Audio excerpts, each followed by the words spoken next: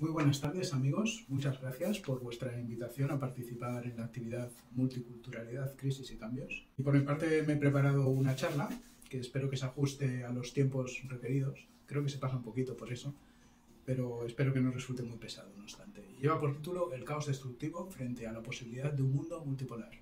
Pero antes de comenzar, me gustaría señalar una cuestión. Aquí hace poco en España, en el mes de octubre, hemos celebrado el día 12, el Día de la Hispanidad, que llaman. Yo, francamente, no me siento español. No me siento español desde que hace ya décadas atrás decidí reconocerme como persona de la nación humana universal. Es inevitable tener rasgos culturales del lugar de origen, pero uno tiene esta posibilidad de identificarse con lo que uno quiera, ¿no? Más allá de lo que digan los documentos. Bueno, también señalar sobre esta cuestión que me parece muy bien y no solo me parece bien, sino me produce cierta admiración el reconocimiento con la patria en el caso de los pueblos originarios, porque es bien distinta la cuestión. El escenario actual podemos decir que es de Tercera Guerra Mundial. Hasta ahora esta expresión era tabú, o sea, se decía un poco así, pero no se decía de una manera categórica. En cambio ahora no solo lo digo yo, sino que es habitual encontrarlo en los medios de comunicación al uso, que se hace referencia a la Tercera Guerra Mundial con mucha frecuencia, aunque bueno, ya se le ha quitado un poco aquella cosa de que equivale al fin del mundo. Se puede estar en Tercera Guerra Mundial. Parece que dentro de los planes de la geopolítica a los promotores de armas, de guerras, de conflictos, no les parece chocante que esto sea una práctica lícita para sus negocios. Si nos vamos a la hemeroteca geopolítica, las cosas están claras solo en apariencia. Por hacer un correlato del pasado de los hechos, ¿no? Hablando de guerras mundiales. Entre 1914 y 1918 hubo una guerra que se llamó mundial, porque aquí en Europa tenemos esta costumbre de llamar a todo mundial, en cuanto nos afecta a nosotros. En realidad estuvo muy limitada a lo que es esta región, más Japón, en esta primera guerra. Y luego, 2 décadas después, sobrevino la Segunda Guerra Mundial, que fue en 1939, y también un poquito lo mismo. Abarcó la misma zona. Bueno, Japón y China, esta vez tocó más a Asia también, ¿no? Pero en cualquier caso no a la globalidad del mundo, ¿no? Como se dice, pero bueno, si solo fuera esto, en realidad el problema de los relatos va mucho más allá. A nosotros, y yo me incluyo entre los que hemos sido estafados por la versión de Hollywood, nos han inculcado así la Segunda Guerra Mundial, a través de películas donde los americanos, que son muy buenos, venían y nos libraban de los nazis, que son muy malos, y aparte ellos lo hacían todo. Entonces, claro, esto no se ajusta a la realidad, porque en realidad aquí quien realmente libró la guerra fue Rusia y fue quien más llevó el costo de bajas. Tuvieron alrededor de 27 millones de muertes durante este periodo de la Segunda Guerra Mundial, que se dice muy pronto, es una cifra astronómica, 27 millones de muertos. Y ya solo en la batalla de Stalingrado, que fue donde realmente allí sufrió el gran golpe los ejércitos de Hitler, ahí solo directamente en cuanto a soldados, personas que estaban en el terreno del combate, eran 1,5 millones que murieron de manera directa, no digamos ya de muerte indirecta, y el problema que había en aquel tiempo con el hambre y con todo aquello. Entonces, claro, esta versión hollywoodiense, donde los hechos se limitan a 2 señores que eran muy malos, que eran Hitler y que eran Stalin, y que ya finalmente nos hemos librado de ellos, pues es muy precario, pero lamentablemente es la versión que todavía mucha gente tiene. Hoy es ya sabido que Estados Unidos tuvo un papel ambiguo, que mantuvo vínculos muy estrechos con el nazismo y solo se implicó en la guerra cuando ya realmente las cosas estaban claras, ya se veía venir que el bando nazi había sucumbido precisamente en la batalla de Stalingrado.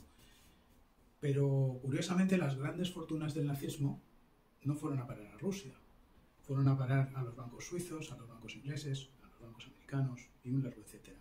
Y no solo el dinero y el oro, sino que también los cerebros, los científicos, los estrategas militares entraron a formar parte de la OTAN, a muchos de ellos.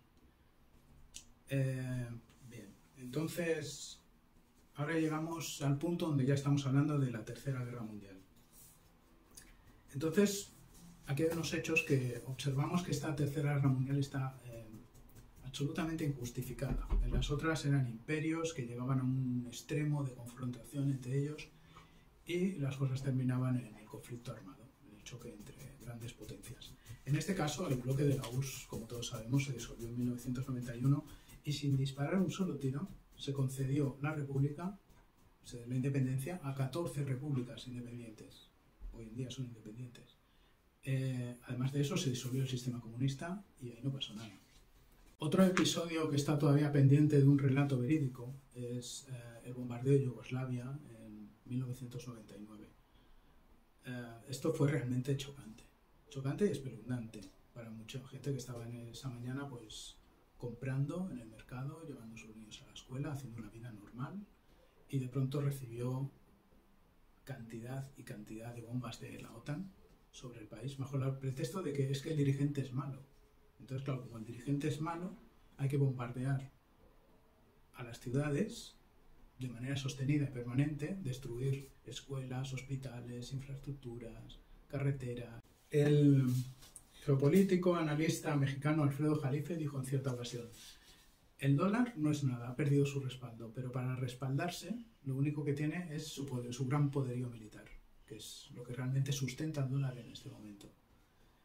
Así es el estado de cosas y ahí se explica la estrategia bélica de Estados Unidos hacia el resto del mundo. Desde nuestro punto de vista humanista, el proyecto de Estados Unidos es incompatible con, es una obviedad, pero conviene recalcarlo, es incompatible con el proyecto de la Nación Humana Universal. En cambio, sí que serían compatibles otros proyectos. Hablamos de compatibilidad, no hablamos de que sea exactamente ese nuestro proyecto, pero sí que sería compatible con la diversidad cultural y religiosa que tiene Rusia, que tienen países asiáticos como India y por supuesto Oriente Medio también. Y muchos países africanos que sí son compatibles con el ideal de Nación Humana Universal. Siguiendo con el desarrollo de esto de la Tercera Guerra Mundial, veamos cómo son los hechos. Durante todo este tiempo, desde la disolución de la Unión Soviética, hemos visto que la OTAN crecía en las fronteras, en todo el escenario de los países soviéticos. Todas esas repúblicas ha ido aumentando, quedando solamente ya el límite con Ucrania como último país dispuesto a ingresar en la OTAN. Y lo que ya llegó al extremo de la máxima tensión fue cuando su presidente actual, Zelensky, expresó que quería ingresar en la OTAN y además que quería convertirse en una potencia nuclear y además para atacar a Rusia. Moscú está a 760 kilómetros de Kiev. No es que las bombas nucleares puedan recorrer más distancias, pero ya era como el colmo de la amenaza. Además que esto venía precedido de cuando se produjo el golpe de Estado en el año 2014. Entonces aquí se consiguió, no con poco esfuerzo diplomático, realmente con mucho, porque la situación no era tampoco nada fácil con el presidente anterior, Poroshenko, pero se consiguió bajo mínimos el acuerdo de Minsk, que hasta ahora trajo la paz, que era respetar determinados territorios y bien. Lo que pasa es que está toda esta región del Donbass donde todos hablan ruso, todos son de cultura rusa, y esto, según la constitución de Ucrania, la nueva constitución, quedaban fuera del país. Realmente ellos no eran ya reconocidos por la constitución porque el ruso ya no era reconocido.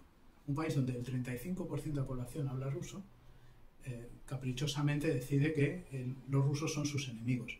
Y no solo lo dicen, sino que lo hacen, porque han tenido un asedio constante de terrorismo de Estado, causando 14.000 bajas civiles, etc. O sea, en febrero de este año pues llegaron al extremo, son hechos conocidos, donde Rusia se sintió muy amenazada, porque también había una cuestión de laboratorios bacteriológicos, y dio inicio a una operación especial. En realidad no sabemos si es idea de Rusia, porque esto ya venía siendo anunciado hace tiempo en documentos, en informes. Hay por ahí un documental de Oliver Stone y algunos otros, cuando hagamos el artículo ya lo ponemos con más detalle, donde se dice que esto era una hoja de ruta prevista, ¿no? Se iba a llevar la situación al extremo de que Rusia no le quedara otra posibilidad que iniciar esta guerra por su seguridad. Realmente ver en esto una invasión hasta ahora no lo ha sido. Puede ser que más adelante digamos, sí, es evidente que Rusia ha invadido Ucrania, pero de momento se trataba simplemente de tratar de parar la amenaza. Muchas veces hablamos de Zelensky, nos referimos a él como el presidente Zelensky, pero realmente creo que le va un poco grande esto de ser el presidente Zelensky, porque más bien es un actor que está al servicio del poderío militar y que dice exactamente lo que le dicen que tenga que decir. Y luego sus prácticas son de justificación y de práctica del nazismo. No es un tema menor esto del nazismo en Ucrania, ya que tienen como líder a Stefan Bandera. En el país hay numerosos monumentos del líder nazi, Stefan Bandera. En fin, todo esto lo desarrollamos en el artículo, el vínculo con los campos de concentración en Polonia y la memoria histórica que hay de esos hechos, ¿no? Entonces, recuerda mucho Zelensky a Himmler cuando llegaron al Parlamento alemán, en 1933 sería. Dijeron, entramos en el Parlamento como lobos en el corral de las ovejas. Y sabemos que no era una expresión en vano, sabemos a qué se dedicaron luego, ¿no? Entonces, las incursiones del batallón Azov en las zonas del Donbass han sido constantes, como decíamos antes, causando pues numerosas bajas, ¿no? Ahora lo último es que se han inventado unas minas antipersonas que se confunden con las hojas de los árboles. Son del mismo color que las hojas que caen ahora en otoño, que llenan las calles, y son antipersona. Entonces están los niños jugando tranquilamente en los columpios y ¡pum!, explotan. Es fantástico, ¿no? Esto es a lo que se dedican. Entonces, nuestros medios de comunicación occidentales, que nos han prohibido todos los medios rusos aquí en Europa, se dedican a decir que es que los ejércitos de Ucrania están reconquistando, los ejércitos de Kiev están reconquistando terreno.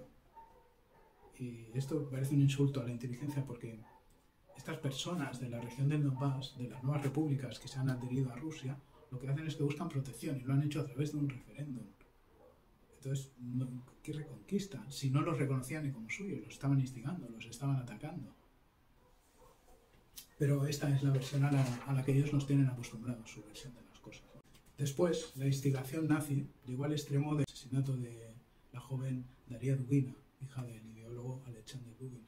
Realmente no había ninguna estrategia militar en este atentado, pues simplemente por el afán de infligir daño y causar sufrimiento, completamente injustificado. La instigación ha sido constante, hemos visto también, luego llegó en términos ya mayúsculos, la voladura del Nord Stream 1 y el Nord Stream 2. Ya se sabe que por parte de un avión americano muy preparado, capaz de lanzar misiles submarinos. Aún así Rusia ahí no detonó una contraofensiva previsible contra infraestructuras americanas esparcidas por el mundo, que lo podía haber hecho. También luego llegó la voladura del puente de Crimea con un atentado de camión bomba. Eso fue también muy doloroso porque esta era una infraestructura anhelada durante mucho tiempo, una gran obra de ingeniería que conectaba Rusia con Crimea, que era un deseo desde hace muchos años, ¿no? Ahora en este momento no tenemos un desarrollo más allá de esta secuencia, no sabemos qué va a pasar. Podemos decir que nos hemos quedado ya a las puertas del fin del mundo, si algunos quieren. Hemos de ser conscientes de a quién nos estamos enfrentando. Nos estamos enfrentando a un imperio que no tuvo escrúpulos cuando estaba concluida la Segunda Guerra Mundial, lanzar experimentalmente una bomba nuclear sobre Hiroshima. Y tras ello, tras ver los efectos y el resultado de su bomba en Hiroshima, lanzarla de Nagasaki, se reafirmaron en su postura. Unos Estados Unidos que no tuvieron escrúpulos en bombardear todo lo que se movía y arrasar completamente a Corea, y son palabras textuales de los que causaron estos bombardeos. Y bueno, ya hemos comentado la posterior trayectoria en Irak, en Libia, en Afganistán. En fin, el momento es muy significativo para el proceso humano, ya que, como dijo Putin en su discurso, esto viene desde la Edad Media, no es una cosa que sea tan reciente. Entonces nos hemos enfrentado a un punto donde el mal tiene que retroceder, o decretan el fin del mundo, que es posible, o tienen que retroceder, porque en este momento la parte del mundo que no quiere este tipo de desenlace militarista está dispuesta a unirse, a pesar de las sanciones, a pesar de las presiones. El mundo asiático, por un lado, África está empezando a sintonizar con la... Siempre está ahí Rusia como eje en toda esta... No sabemos si es elegido por parte de Rusia o es occidental, pero Rusia es en este momento quien lleva la bandera a la hora de plantar cara al gran imperio, con China, que está de costado, y el resto del mundo asiático, y etc. Y seguramente esperemos que también el mundo latinoamericano. Y va mucho más allá del interés, ya que otro frente de guerra son las prebendas que Estados Unidos ofrece a países para convertirlos en sus aliados, al menos de momento. Luego no se sabe si los convierte en enemigos, pero en un primer momento aparentemente les hace concesiones económicas que podrían beneficiarles. Pero supongo que un Estado, antes que velar por, salvo que tenga un presidente corrupto, que en muchos casos es así, y entonces son las prebendas que obtiene ese mismo presidente, ya no es el país, pues si uno lo mira con interés de país, pues dices, bueno, ¿de qué me sirve que ahora me den unos pocos dólares si quedo en un escenario de inseguridad? Más me vale cambiar de paradigma. A partir de estos hechos, sí que Rusia se vio obligada a subir un grado la guerra, y desde el día 10 de este mes es que unos misiles, ya de más de 300 o 400 misiles, que están siendo disparados hacia las instalaciones eléctricas de Ucrania. Y en mi opinión, yo creo que todavía Rusia trata de hacer medidas persuasivas para ver si puede conseguir un acuerdo de paz y que se frene la guerra y causar el menor número de bajas. Y que decir tiene que estos mundos, China, Asia, Rusia, India, no representan al humanismo, y además que en el futuro, después de haber logrado la disolución del poder bélico de Estados Unidos, nunca nos referimos a la población civil, siempre me estoy refiriendo a lo que es la élite militar y a lo que son los genocidas, que no es precisamente la población civil. Entonces, cuando estos hayan vencido, que yo creo que lo lograrán, tendremos otros retos por delante, sin duda. Tendremos los retos de cómo se está programando la inteligencia artificial, a qué tipo de sociedad se dirigen, cuál es el modelo chino, cuál es el modelo de libertades, en fin, tampoco es que eso esté fácil, pero como mínimo eso ya será distinto, ya habremos pasado esta etapa crítica y tan delicada por la que estamos atravesando, ¿no? Es posible que no se produzcan las detonaciones nucleares porque, ante todo, este imperio del mal, este imperio de las mentiras, como se le llama, o Soros, o muchos otros nombres, son codiciosos. Si llegamos a un desenlace nuclear, es perderlo todo. Vale, sus oponentes lo pierden, pero a fin de cuentas ellos no hacen las guerras por odio, se valen de gente que odia, pero ellos no hacen las guerras por odio, sino que las hacen por interés, y aunque sus oponentes pierdan, ellos también pierden. Por tanto, esa fórmula no parece que sea buena para ellos, así que pensamos que se van a contener mucho frente al gran bloque anti-OTAN que tienen delante, se van a contener mucho de hacer una provocación nuclear. Esta es mi opinión esperanzadora respecto a este desenlace nuclear. Por lo demás, pues que Dios nos ayude, porque la situación es y seguirá siendo muy delicada para la supervivencia del ser humano en el espacio-tiempo del universo. Pues hasta aquí esta charla. Muchas gracias por vuestra atención y desearos una buena jornada y un saludo de paz